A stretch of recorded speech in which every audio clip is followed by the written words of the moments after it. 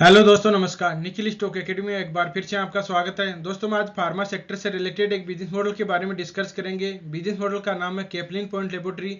उसका business model और fundamental के बारे में हम डिस्कस कर चुके हैं। वीडियो का लिंक डिस्क्रिप्शन में आप जाके देख सकते हो।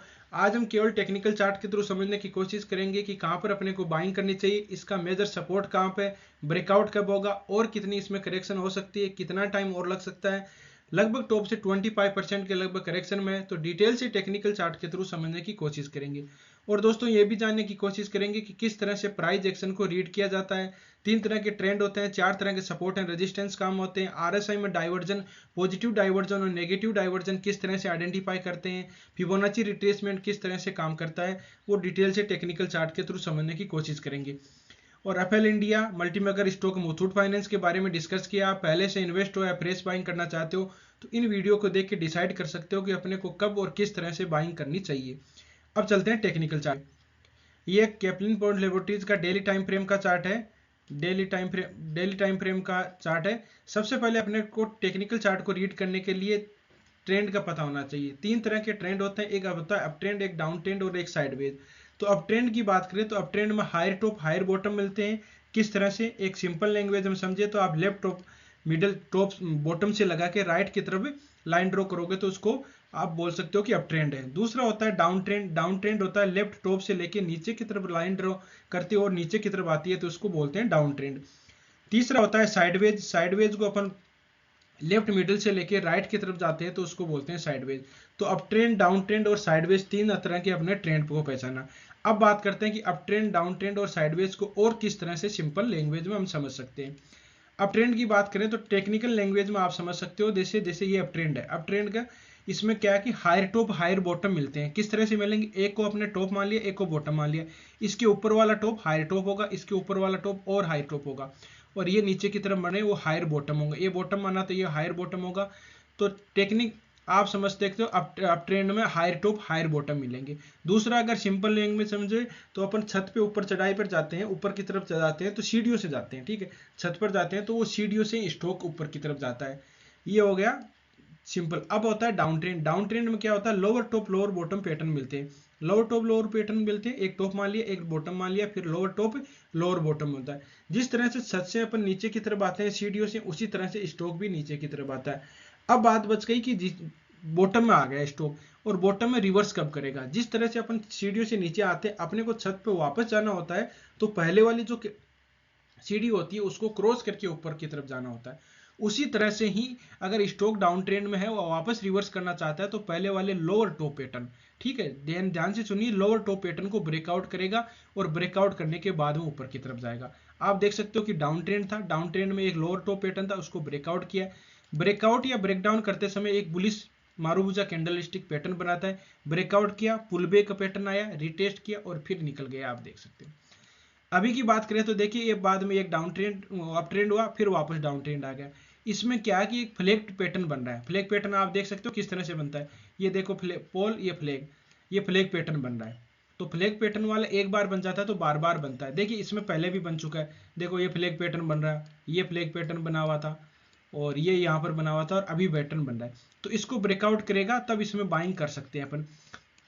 अब लोअर टॉप पैटर्न पैटर्न की बात करें, जब ट्रेंड चेंज कब होगा, ट्रेंड चेंज जब होगा बस 780 800 मान लीजिए, ठीक है।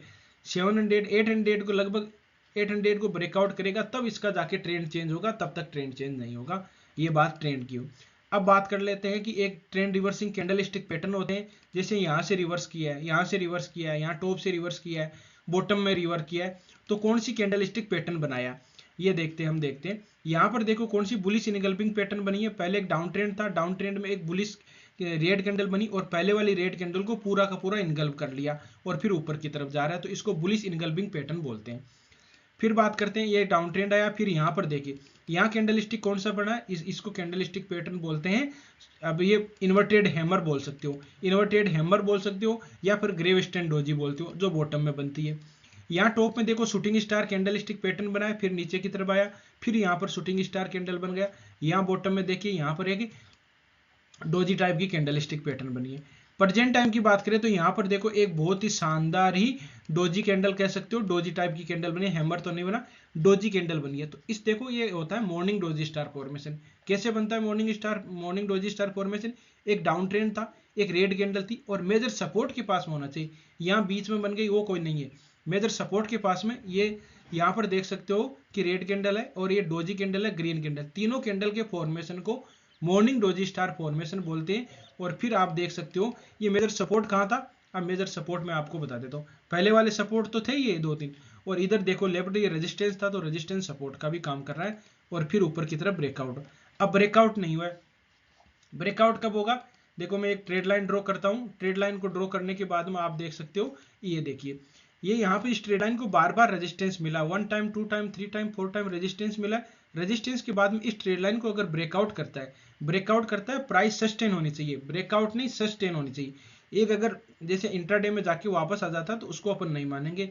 ब्रेकआउट करेगा, सस्टेन करेगा, फिर नीचे की तरफ पुल बैक, जैसे सस्टेन कर लिया या फिर कह सकते पुल बैक पैटर्न आएगा। पुल बैक पैटर्न का मतलब यहाँ से इसको ब्रेकआउट किया, 60 मिनट के टाइम फ्रेम में नीचे की इस ट्रेड लाइन को ही रिटेस्ट करेगा और फिर निकल गया तो बहुत ही शानदार आपको रैली देगी। ये वीकली टाइम फ्रेम है और वीकली टाइम फ्रेम में ट्रेड लाइन का इसका बार बार रेजिस्टेंस लिया है। और मेजर सपोर्ट कहाँ ले रखा था?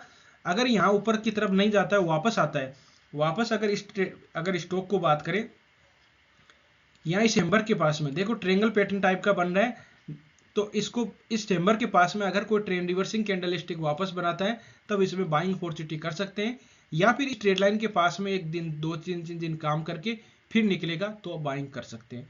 दोनों तरफ से इस तरह से आप बाइंग कर सकते हो, या तो मेजर सपोर्ट के पास में आके कोई ट्रेंड रिवर्सिंग कैंडलस्टिक पैटर्न बनाए, जिस तरह से morning doji star formation, hammer candlestick, bullish engulfing आदि कैंडलस्टिक पैटर्न बनाता है तब बाइंग करेंगे, या फिर इस ट्रेड लाइन के पास में रुक के काम करेगा, या फिर ऊपर की तरफ ब्रेकआउट हो गया पुल बैक पैटर्न आएगा।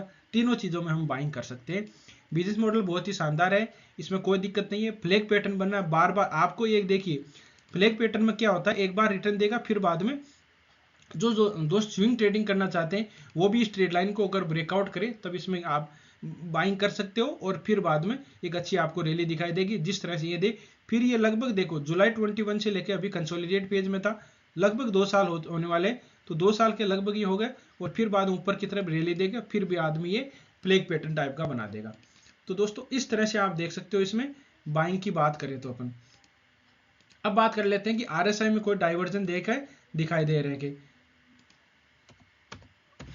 आरएसआई में रिलेटिव स्ट्रेंथ इंडेक्स होता है, बैंडविड्थ होती है 20 से लेके 80 तक। अच्छे क्वालिटी स्टॉक है उसको आप 30 से लेके इसमें आरएसआई में डाइवर्जन देखते हैं तो आप देख सकते हो कि प्राइस का मूवमेंट देखो नीचे की तरफ आ रहा था, लेकिन आरएसआई में देखिए प्राइस का मूवमेंट देखिए ये नीचे आ रहा था, और आरएसआई में देखोगे तो आरएसआई में क्या है, ये नीचे इस तरह से कंसोलिडेट पेज में चल रहा है और ये इसको बोलते हैं पॉजिटिव डाइवर्जन। आरएसआई नीचे नहीं जा रही है लेकिन स्टॉक में प्राइस में मूवमेंट नीचे की तरफ है, और यहाँ देखिए यहाँ पर तो प्राइस का मूवमेंट एग्जैक्ट नीचे की है और ये यहाँ से रिवर्स भी हो चुका है।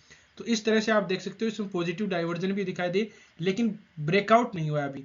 ब्रेकआउट होगा, उस ट्रेड लाइन को ब्रेकआउट करेगा तब होगा, या हमने दो मेजर सपोर्ट के पास में अगर वापस आता है स्टॉक तो मेजर सपोर्ट के पास में इसमें बाइंग कर सकते हैं, या ऊपर की तरफ ब्रेकआउट करेगा तब।